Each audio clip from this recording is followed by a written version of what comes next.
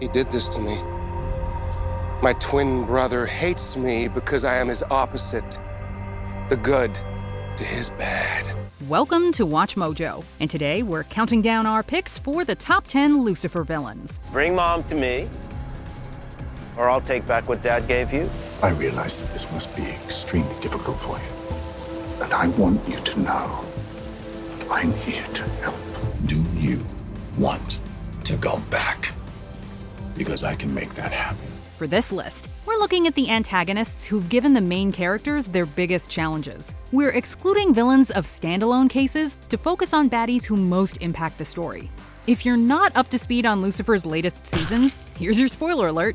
Which Lucifer villain did you think had the biggest impact? Let us know in the comments. Number 10. Eve. Seduced by Lucifer eons ago, Eve kept a flame alive for the fallen angel even in heaven, and continues to harbor feelings for him millennia later. What can I say? I've always been a bit of a rule breaker. However, it's an attraction that brings out the worst in both of them. While she's more of an anti-villain than a true antagonist, Eve's manipulation of Lucifer's feelings led him to give in to his darkest desires. You asked what I am. I'm the devil. Eventually, Eve's disregard for the obvious attraction between Chloe and Lucifer results in her inadvertently bringing demons to Earth. Fortunately, Eve does redeem herself by acknowledging her faults, although her actions result in Lucifer going back to hell. I'm so sorry. Number 9. Amenity. It took quite a while for the angelic brothers to reconcile, before which Amenity tried his best to force Lucifer's return to hell. Actually, I'm here with an offer. Really? Go back to hell, Lucifer, and I will speak to Father. Serving as a constant reminder to Lucifer of his failures, Amenity stalks his brother for most of the first season. While he later turns over a new leaf, Amenity is originally apathetic to anybody's feelings, even conspiring with the corrupt cop Malcolm to have his own brother killed. Do you want to go back? Because I can make that happen. The tension between Amenity and Lucifer spills out several times, with the two coming to blows in cosmic fashion. Amenity's manipulation of Linda also adds to his initially cold-hearted personality. Ultimately, though, he does see the error of his ways, leading him to become one of the good guys. To think we wasted all that millennia fighting each other, right? Number 8. Demons. What are you doing here? We're here for you, of course. To help you get back home.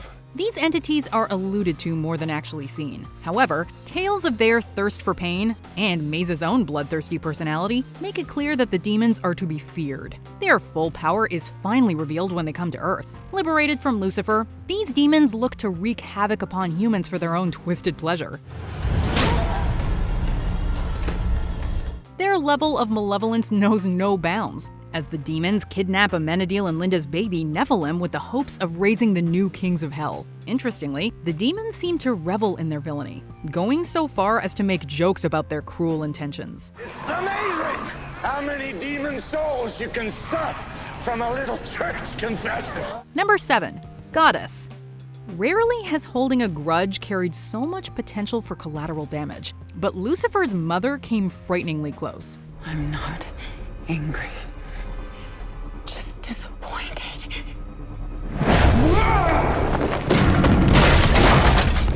Having escaped hell after a millennium of torture, the goddess of the universe begins to instantly sway her son's minds towards vengeance against God. Her ability to play the victim is such that it clouds her intentions. This is your father's doing.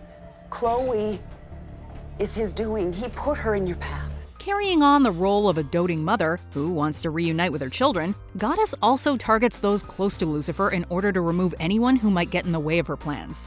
To an extent, her centuries-long capture justifies her anger, but the pleasure she derives from her power is also hard to miss. I can't let you kill Chloe, Mom. Number 6. The Sinner Man. If there's one villain who gets full points for being mysterious, it'd have to be this guy. Responsible for kidnapping Lucifer, his true motivations are difficult to divine. But there's no length he won't go to in order to get what he wants, including gouging out his own eyes. Code 20! 20! Code 20! Somebody get a medic in here! This makes the Sinner Man anything but predictable. Unlike most criminals, the Sinner Man refuses to give up. not even when put under extreme torture by Maze and Lucifer himself. Freaking impossible to make it through that with a straight face. Unfortunately, his arc is concluded prematurely when he's killed off. And turns out, he wasn't even the real Sinnerman. Still, no one can forget how absolutely relentless this villain was. Or you don't have what it takes to kill a man. Number 5. Father Kinley. The danger of blind judgment is perfectly personified in Father Kinley. Having convinced Chloe that Lucifer is the infamous devil of lore, Kinley manages to turn her against him. I realize that this must be extremely difficult for you. And I want you to know that I'm here to help. His charisma and charm allow him to create tension between the two without either realizing it. He also has no qualms in resorting to violence and murder, justifying evil acts as necessary for peace. Is that the man? Not a man, Your Excellency. The prophecy is real. Ironically, it's actually Kinley's belief that Lucifer and his first love will bring about calamity on Earth that results in disaster. Even in death, he succeeds in being a thorn for the heroes, as his demise allows the demons to surface on Earth. I've dedicated my life to preventing the prophecy. If you and Lucifer were to go to hell together, well, that would accomplish that. Number 4. Uriel. For a character like Lucifer, the greatest threats are those whom he doesn't want to fight. Even though Uriel's screen time was minimal, his impact hit Lucifer hard. Bring Mom to me, or I'll take back what Dad gave you. Arriving to take out both Goddess and Chloe, Uriel displays an incredible set of powers that sees him beat both Amenity and Lucifer. I'm glad you came instead of Lucifer. And I've waited so long for this. Forgive me if I enjoy it. He has a strong sense of honor, refusing to kill his brothers due to his love for them, and because their deaths aren't part of his plan. Even after his demise, Uriel's presence is felt as Goddess and Lucifer are racked with guilt for letting Uriel die. No, please. Uriel, my sweet boy. Please. No, My sweet boy. Number 3. Kane. Playing the role of the tragic villain, Kane is an antagonist for whom we can feel a certain measure of sympathy. You made me realize that life is worth living, and I will do anything to stay alive. After suffering from immortality for centuries, Kane's one shot at happiness with Chloe is taken from him when she falls in love with Lucifer instead.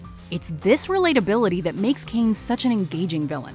Of course, while it's sad to watch him fail to move on, it's also unforgivable that he tries to murder almost all of the main characters, succeeding with Charlotte.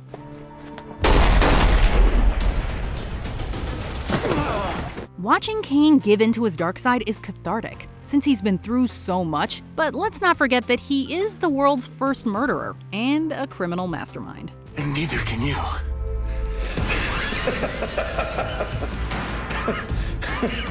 Number 2. Michael. Serving as the antithesis for everything Lucifer stands for, his twin brother personifies all the qualities expected from the devil. Your lies are so tedious, Michael.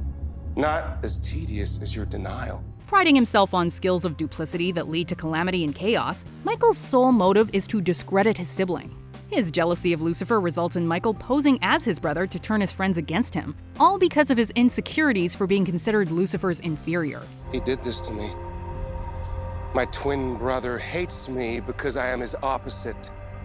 The good to his bad. He even tries to seduce Chloe in a bid to one-up Lucifer. Exploiting people's fear of others, Michael's manipulations are both clever and cruel. You were put here on Earth only for him to be his little plaything.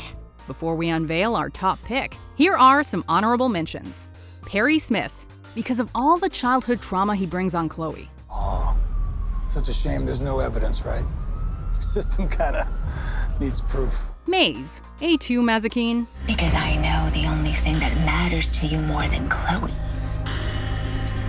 You. Julian McCaffrey, because this guy was nothing but a slime ball. Freeze! LAPD, don't move! God, because of all the daddy issues he brings. You cruel, manipulative bastard. Lucifer, because the devil's worst enemy might just be himself. I've been wondering how to punish you, Julian. Before we continue, be sure to subscribe to our channel and ring the bell to get notified about our latest videos. You have the option to be notified for occasional videos or all of them. If you're on your phone, make sure you go into your settings and switch on notifications. Number 1. Malcolm Graham. Ironically, the character most likely to give people nightmares isn't a demonic entity but a human. A complete psychopath, Malcolm is devious and cruel, and has no moral compunctions about hurting others in the name of self-preservation. Don't worry, I'll answer for you. He's able to threaten people's lives and their loved ones while retaining an air of nonchalance. First introduced as a falsely accused cop, he turns out to be one of the vilest villains of the bunch. But you know who would want him dead? Someone who's jealous. Someone who hates the fact that he's clearly got a thing for his ex-wife. From attempting to murder Lucifer to outsmarting Amenity and kidnapping Trixie, there is no line he won't cross. All this sets up his eventual defeat, although Malcolm remains the villain who laughed in the face of the devil. I've cut you, Clyde. I'll be back. Do you agree with our picks? Check out this other recent clip from WatchMojo, and be sure to subscribe and ring the bell to be notified about our latest videos.